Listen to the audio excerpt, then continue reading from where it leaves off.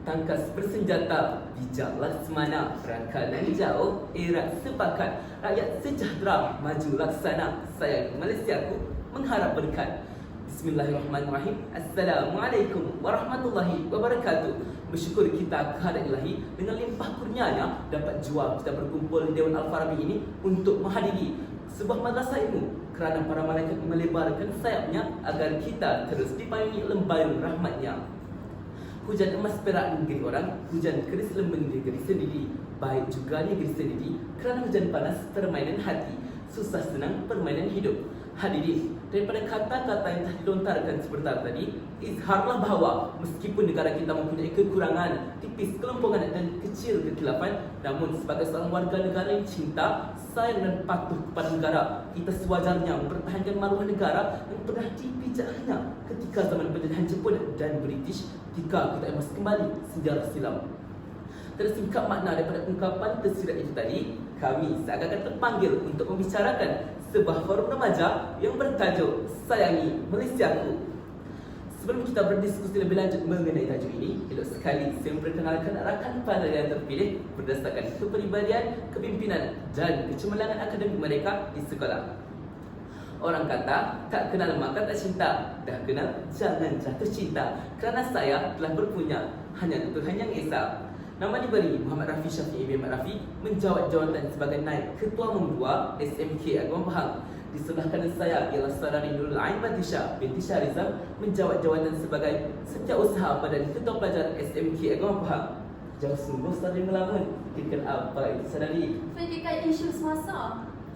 Di sebelah kiri saya pula Saudara Muhammad Safan Adli bin Muhammad Syukri yang cukup segak pada hari ini merangkap Ketua Umum SMK Agama Pahang. Nampak serius ya muka saudara. Apakah saudara telah bersedia untuk meneruskan diskusi kita pada hari ini? Alhamdulillah, ya saya sudah bersedia. Di sebelah sana pula, kecil di kandung ibu dan besar di kandung adat, Saudari Sofia Balkis binti Azli, Timbalan Ketua Umum SMK Agama Pahang. Saudari kelihatan sungguh ceria pada hari ini. Apa khabar saudari? Kabar baik Tuan Pengurusi. Tanpa melengahkan masa, saya terus membuka tirai perbincangan. Kita telah bermasak dengan konsep Sayangi Malaysiaku. Namun saya yakin masih ramai yang belum menghayati konsep ini dengan sewajarnya. Saudari Ain Batrisha, apakah konsep dan pengertian Sayangi Malaysiaku dari berbagai aspek? Terima kasih saudara pengurusi.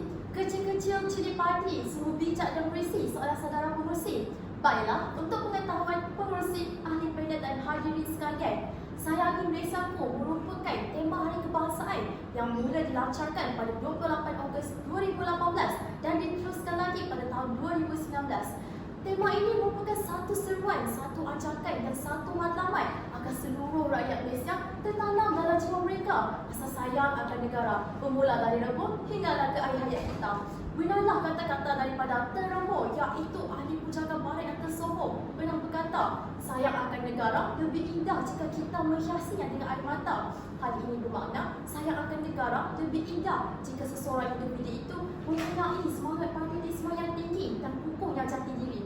Justru itu, masyarakat Malaysia perlulah menceburkan diri dalam dasar pentadbiran yang telah diperkenalkan seperti Dasar Pembangunan Nasional 2013, Dasar Perintah Negara 1984 dan Dasar Persyarikatan 1983. Berita Harian 2 Februari 2023, Datuk Seri Anwar Ibrahim, Perdana Menteri ke-10 Malaysia, mengusulkan supaya konsep Malaysia Madani dijadikan sebagai jalan ke depan untuk negara ini serta masyarakatnya yang terdiri daripada pelbagai budaya dan kaum. Malaysia Madani digambarkan sebagai satu paduan dan ikhtiar secara bersepadu dan holistik yang lebih manusiawi yang bertonjolkan sikap saling menghormati, meraihkan kepelbagaian dan menjadi medan dialog peradaban. Jadi ingin saya tegaskan di sini bahawa masyarakat Malaysia sudah membawa resmi parti dalam menghayati konsep Sayangi Malaysiaku ini agar negara kita terus berjaya di peringkat global. Oleh itu, saya serahkan kembali kepada saudara pengurusi. Terima kasih Saudari Sofia Ain Batrisha. Hari ini hadirat yang cukup dekat di hati saya. Konsep Sayangi Malaysiaku tidak dapat dilaksanakan tanpa semangat jati diri dan kecintaan rakyat kepada negara. Saudara Safan Adli yang bertampan tidak berkelip mata-mata bidadari memandang. Saya ingin bertanya, bagaimanakah semangat kecintaan kita kepada negara dapat mengukuhkan lagi konsep Sayangi Malaysiaku? Terima kasih pengerusi majlis. Soalan yang sangat menarik dan sangat sesuai dalam situasi masyarakat Malaysia sekarang ini. Hadirin sekalian, semangat kecintaan dalam merealisasikan prinsip rukun negara bertolak kukuh demi menyemarakkan semangat sayangilah Malaysiaku. Kecintaan akan negara mengukuhkan semangat kerjasama. Masyarakat akan sentiasa rasa bahagia dan ceria apabila berurusan dalam segala urusan. Generasi baharu saling bermuafakat dalam dunia pendidikan, kualiti sukan negara semakin mengagumkan dunia dan sebagainya. Andaikanlah masyarakat sentiasa bertelingkah, semua kerja menjadi salah, akhlak para remaja semakin parah dan negara semakin punah. Justru itu ayuhnya masyarakat di Malaysia. Kukuhkanlah silaturahim, tenangkan jiwa agar sentiasa intim, dan marilah kita berganding bahu untuk menyemarakkan semangat cinta akan negara supaya kemajuan negara terus berkembang sepanjang musim. Hal ini sangat bertepatan dengan kata-kata Russell Cole-Hobart, penulis tersohor dari London, yang mengukirkan, katakanlah yang benar walaupun pahit. Daripada kata-katanya jelas menunjukkan bahawa masyarakat perlu berkata benar sebagai tanda cinta akan negara. Apabila masyarakat berkata benar, bertindak benar dan benar-benar bertugas, pasti negara akan terus kukuh dan semakin maju. Contohnya, pelajar-pelajar sentiasa tekun belajar dalam sektor pendidikan, para peniaga bersikap jujur dalam urusan jual beli dengan tidak menaikkan harga suka hati, dan polis diraja Malaysia tidak mengamalkan rasuah semasa bertugas. Elemen inilah yang menyemarakkan semangat cinta akan negara supaya saingan Malaysia terus gagah di pesada sejarah negara. Dari tinta kaca yang berbeza, rakyat yang berwawasan perlu mengamalkan prinsip rukun negara yang menjadi tonggak perpaduan bangsa Malaysia melalui pengibaran jalur gemilang bersempena mula kebangsaan. Dan kita sebagai rakyat jelata jangan hanya menutup mata, menggeleng kepala dan berpeluk tubuh saja untuk mempertahankan bumi tercinta ini, tapi mesti serumpun bagai serat, selubang bagai tebu, sanggup berkorban jiwa dan raga demi merealisasikan prinsip sayangilah Malaysia. Baik budi bicara sanubari, terima kasih saudara. Namun para hadirin, mengapa konsep ini masih belum diterapkan jika fahaman rakyat telah pun mantap dan radikal? Jadi saudara Sofia Balkis, saya ingin bertanya, apakah rintangan, adakah dugaan dan hadir kehalangan rakyat Malaysia pada hari ini untuk merealisasikan konsep Saya Malaysiaku? Terima kasih Tuan Pengerusi. Hadirin yang dihormati sekalian, inspirasi yang pertama. Baru-baru ini saya terkesima apabila akhbar perdana melaporkan seramai 3.5% populasi rakyat Malaysia masih lagi menganggur. 72% daripada pengguna media sosial ialah pengguna yang tegar, iaitu mereka terlalu terpengaruh, terlalu obses dan terkesan dengan penggunaan media sosial ini. Tak cukup dengan itu, hati saya ini makin dikoyak-koyak apabila agensi anti-dedah kebangsaan melaporkan seramai 1,800 orang murid sekolah menengah bahkan sekolah rendah telah menjadi mangsa kepada penyalahgunaan dadah pada tahun lepas. Hadirin yang dihormati sekalian, dengan semua laporan yang mendukacitakan ini, dapatlah saya nyatakan bahawa cabaran kita yang terbesar bagi merealisasikan konsep Sayangilah Malaysiaku ialah pengaruh telefon pintar. Kerana apa hadirin? Kerana apa ahli panel? Hal ini kerana apabila telefon pintar disalahgunakan, maka timbullah berbagai masalah sosial yang lain. Contoh yang kita sendiri dapat lihat pada hari ini ialah gejala kita yang dadah dan kes makan bayi semakin meningkat dari semasa ke semasa. Tegasnya hadirin, kita seharusnya bijak memanfaatkan penggunaan telefon pintar kerana menurut Franklin D. Roosevelt, seorang pujangga barat yang tersohor, kita mungkin tidak dapat membangunkan masa hadapan demi generasi akan datang, tetapi berusahalah untuk membangunkan generasi akan datang demi masa hadapan mereka sendiri. Terima kasih saudari.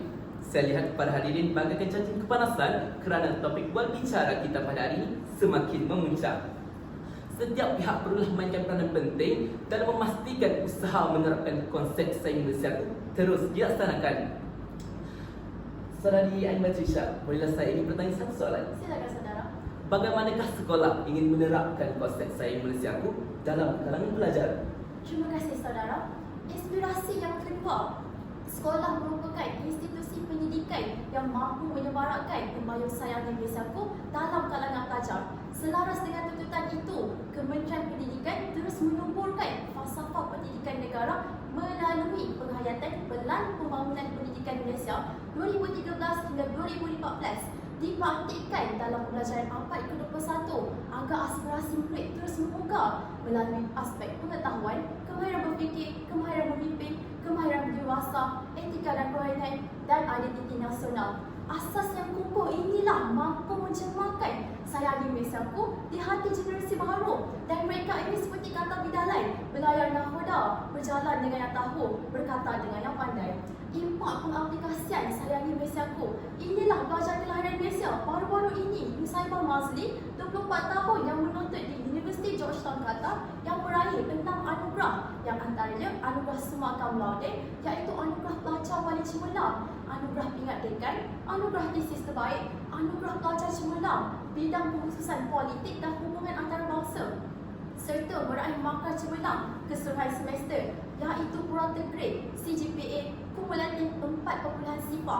Pelbagai garis panduan yang diberikan oleh pihak sekolah kepada para pelajar agar mereka ini sentiasa tenang dan berkeyakinan untuk melangkah kehidupan yang kerap dirintangi onak duri dan mengharungi cabaran yang boleh menyebabkan mereka terjerat.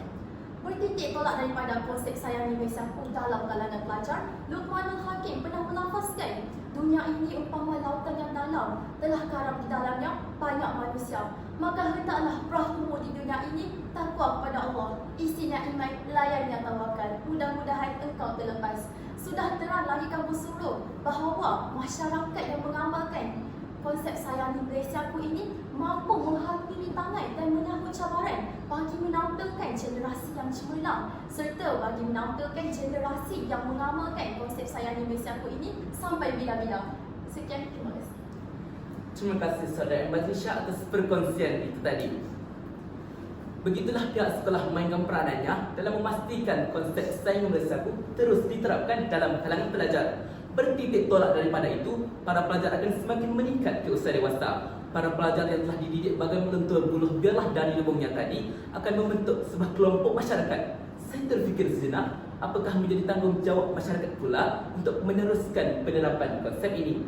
Jadi, Saudari Sofia Balkis, saya ingin bertanya, bagaimanakah masyarakat untuk mendidik remaja dalam menyemarakkan konsep sayangi Malaysiaku? Terima kasih Tuan Timursi. Hadirin yang dihormati sekalian, inspirasi yang ketiga. Apabila saya dengar sahaja soalan ini, saya terus teringat akan kata-kata Henrik Johan Ibsen, seorang dramatis kelahiran Norway. Kata beliau, masyarakat ibarat perahu, kita semua perlu membantu untuk mengemudinya. Maka, bagi melahirkan masyarakat yang faham akan konsep sayangilah Malaysiaku, masyarakat perlu bersikap cakna remaja. Tetapi, apakah sikap yang menunjukkan cakna remaja itu, hadirin dan ahli pendengar sekalian? Masyarakat yang cakna remaja ialah masyarakat yang sentiasa mendidik remaja dan nilai murni melalui pelbagai program yang selari dengan dasar pembangunan belia negara. Contohnya, kursus bina insan remaja dan kempen remaja cemerlang. Hal ini kerana apabila remaja disemai dengan nilai-nilai murni sebelum buluh menjadi keras, maka mereka dapat mengharumkan nama negara dengan mempamerkan sisi positif masyarakat Malaysia. Apabila remaja dapat mengharumkan nama negara di peringkat antarabangsa, ini membuktikan bahawa mereka sayang akan negara, seperti pempengaruh media sosial Muhammad Sofyan Darullah atau Sofia yang berjaya menjuarai Ultimate VFX Challenge di Los Angeles baru-baru ini. Selain itu, kejayaan saintis negara Dr. Nur Adlika Ibn Anwar dan pasukannya di NASA berjaya menemui satu long hitam supermasif atau raksasa dalam galaksi NGC 1448. Namun begitu, kejayaan mereka perlulah dibantu oleh ibu bapa, keluarga, jiran tetangga dan masyarakat Malaysia sambil bekerja kuat seperti masyarakat Jepun kerana ruyung perlu dipecahkan sebelum kita mendapat sagunya.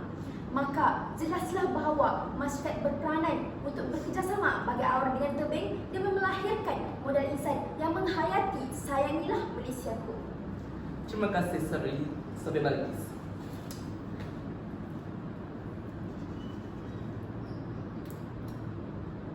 Begitulah pihak sekolah memainkan peranannya dalam memastikan konsep sayangi Malaysiaku terus diterapkan dalam kalangan pelajar.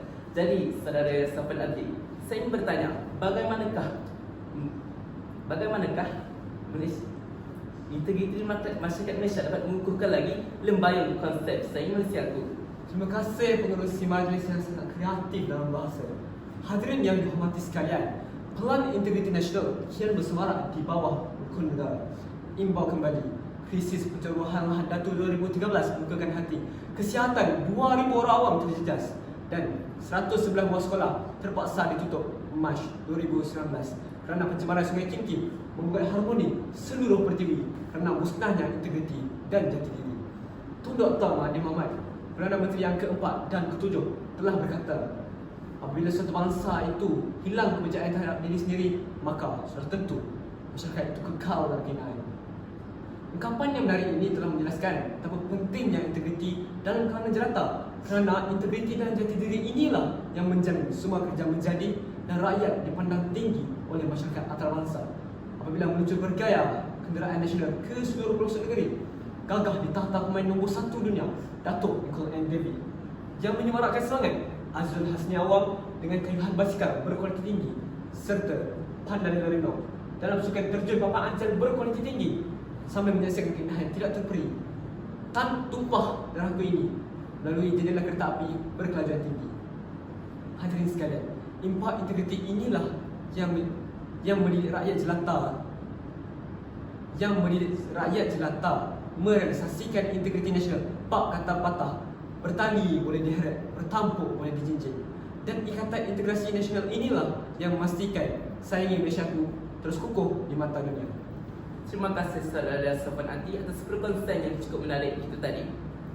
Izharlah bahawa setiap pihak perlulah mainkan peranan penting, tidak kira sama ada para pelajar, masyarakat, bahkan rakyat sejagat.